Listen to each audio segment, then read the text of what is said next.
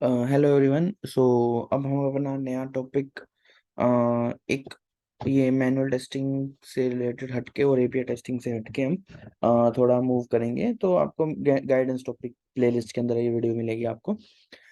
इसके अंदर बेसिकली मैं आप जैसे मुझसे कमेंट सेक्शन में लोगों ने पूछा था कि कितनी जावा रिक्वायर्ड होती है कोई भी ऑटोमेशन टेस्टिंग करने के लिए। तो हम इस वीडियो को हम से एसोसिएटेड करेंगे। जैसे कि आप जानते हो, चाहे आप यूआई ऑटोमेट करें चाहे आप एपीआई ऑटोमेट करें, सब में आपको एक प्रोग्रामिंग लैंग्वेज की रिक्वायरमेंट रहती है, राइट। तो कोई भी अगर प्रोग्राम करते हो, अगर ऑटोमेट करना चाह रहे हो, तो आपको क्या रिक्वायरमेंट होगी? एक प्रोग्रामिंग लैंग्वेज कोई भी हो सकती है, जावा, पाइथन। ज़्यादातर इन दोनों का ही यूज़ किया जाता है। तो आप कौन से मूव करना चाहिए? मैंने आपको बताया कि जावा को पढ़ने का क्यों फ़ायदा होता है, वो एक ऑलरेडी शॉर्ट वीडियो के अंदर मैंने एक्सप्लेन किया हुआ है, क्या रीज़न रहते हैं। तो अब चलो अपने इस मेन फोकस पर जाते हैं, अपने टॉपिक पे कि कितनी जावा रिक्वायर्ड है ऑटोमेशन इंजीनियर बनने के लिए। चलो वीडियो को स्टार्ट करते हैं अब।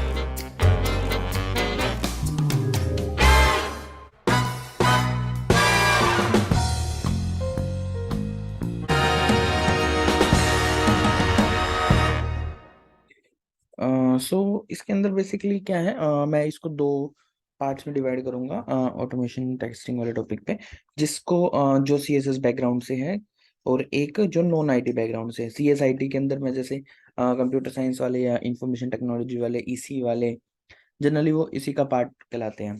तो उसके अंदर आपने जनरली देखा होगा कि आपको बेसिक अंडरस्टैंडिंग है वेरिएबल क्रिएशन की। कोई भी एक लैंग्वेज आपने कोडिंग कुछ ना कुछ की होगी, सी या सी प्लस प्लस या जावा। फंक्शन क्रिएशन करने आते होंगे आपको, क्लास क्रिएट करने आते होंगे, सम बेसिक्स, तो आपको आइडिया है। तो आपको ज़्यादा इजी रहेगा कोडिंग सीखना, तो आप उनको कोडिंग पे वर्क कर सकते हैं। लेकिन अब मेरा जो सेकंड पॉइंट है वो है नॉन आईटी बैकग्राउंड के लिए, जिसको आईटी बैकग्राउंड से नहीं है, जिससे एसोसिएटेड कोडिंग वगैरह नहीं आती, तो उसके लिए क्या करना चाहिए? तो वो क्या करे, सबसे पहले वेरिएबल्स क्या होते हैं उनके बारे में सीखे, कि फंक्शन कैसे क्रिएट कर सकते हैं, इन सब का हर एक डाटा टाइप्स का सिंटैक्स सीखे, क्लास क्या होती है उसको सीखे, ऑब्जेक्ट कैसे बना सकते हैं क्लास का उसको सीखें। फिर जब क्लास ऑब्जेक्ट बनाना सीख जाएंगे, वेरिएबल्स आ जाएगा, बेसिक सिंटैक्सेस पता लगे वेरिएबल्स क्रिएशन के, छोटे छोटे फंक्शंस बनाने आ जाएंगे।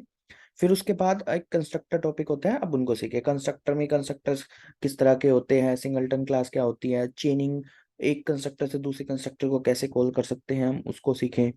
उससे आपके कंस्ट्रक्टर का कॉन्सेप्ट क्लियर होएगा, फिर इससे आपको पता लगेगा कि कंस्ट्रक्टर्स का रियल टाइम कैसे यूज कर सकते हैं हम, तो उनको जाके सीखे। इससे कोडिंग का जो coding line, number of lines होते हैं, वो रिड्यूस हो जाती है। तो उसके बारे में आप सीखें। उसके बाद जब ये दोनों करने के बाद फिर आप क्या सीखें, आप कंडीशनल स्टेटमेंट पे जाएं। जैसे इफ एल्स वाली कंडीशंस होगी, स्विच हो गया, ये सब सीखें। वो सीखने के बाद फिर आप लूपिंग पे जाएं। लूपिंग में जैसे जनरली तीन यूज होती है, फॉर, डू वाइल और फॉर ईच। इन तीन लूप्स के बारे में सीखें, कि फॉर कैसे वर्क कर सकता है उसका सिंटेक्स सीखे, डू वाइल कैसे वर्क करता है उसका सिंटेक्स सीखे, सिमिलर विथ फॉर ईच का सिंटेक्स सीखे। ये सब सीखने के बाद आपका कंडीशनल स्टेटमेंट और लूप दोनों कंप्लीट हो जाएंगे। आपको फंक्शन बनाना आ गया, सिंटेक्स आ गया है, कंस्ट्रक्टर्स के बारे में पता है आपको, कंडीशनल स्टेटमेंट पता है और लूपिंग के बारे में पता है। ये सब करने के बाद फिर आप मूव करें एरे और स्ट्रिंग्स टॉपिक पे। एरेज को डिक्लेयर करना सीखे, एरेज कितने तरीके होते हैं उनको सीखे। उससे एसोसिएटेड सर्चिंग कैसे कर सकते हैं, सॉर्टिंग कैसे कर सकते हैं, crude operation basically create, read, update and delete, वो सब सीखे एरेज के अंदर। Similar kind of thing strings से सीखे, स्ट्रिंग को कैसे वर्क कर सकते हैं, स्ट्रिंग को मैनिपुलेशन सीखे। तो मैंने ऑलरेडी बहुत सारे जावा के प्रोग्राम्स को भी डिक्लेयर किया है, उनको भी आप जाके देख सकते हो। उससे आपको बेसिक आइडिया मिल जाएगा स्ट्रिंग्स का और एरेज का। बाकी मेरी आगे मैंने प्लेलिस्ट बना रहा हूँ धीरे धीरे के अंदर, जो नॉन आईटी बैकग्राउंड से है, उससे एसोसिएटेड जावा के जो मेन टॉपिक्स है उसको कवर करने के लिए। ये वीडियो सिंपल बस आपको ये बताने के लिए कि कितनी जावा रिक्वायर्ड है टेस्ट ऑटोमेशन पढ़ने के लिए। तो ये सब पढ़ने के बाद जब आप एरे और स्ट्रिंग पढ़ लेंगे, मैनिपुलेशन आ जाएगी, क्रूड ऑपरेशन करने आ जाएंगे, फिर आप नेक्स्ट मूव पे मूव करें, जो सबसे ज्यादा पिलर है बेसिकली कोई भी लैंग्वेज का, जावा का। For example oops concept, oops concept के अंदर जितने भी चारों एग्जांपल्स हैं उनको सीखे। इनहेरिटेंस क्या होता है वो सब सीखे, इनकैप्सुलेशन क्या होता है, मेथड ओवरराइडिंग, ये सब सीखे आप। उनका एक एक एग्जांपल सीखें। वो सब सीखने के बाद बेसिक थ्योरी आ जाएगी।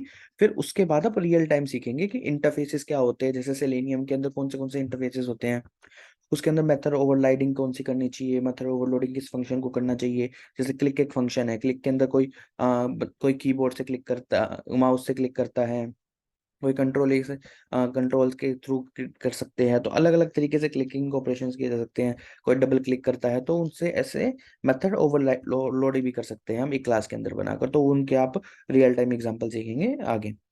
फिर ये सब सीखने के बाद फिर आप, एक बेसिक कॉन्सेप्ट होता है बिल्कुल एक्सेस मॉडिफायर्स की, कहाँ पर प्राइवेट लगाना है, कहाँ पर डिफॉल्ट लगेगा, कहाँ पर पब्लिक लगेगा, उनको सीखे। ज्यादातर इन तीनों का यूज किया जाता है और ज्यादातर प्राइवेट और पब्लिक आपको देखने को मिलेगा। तो इनके बारे में सीखेंगे आप।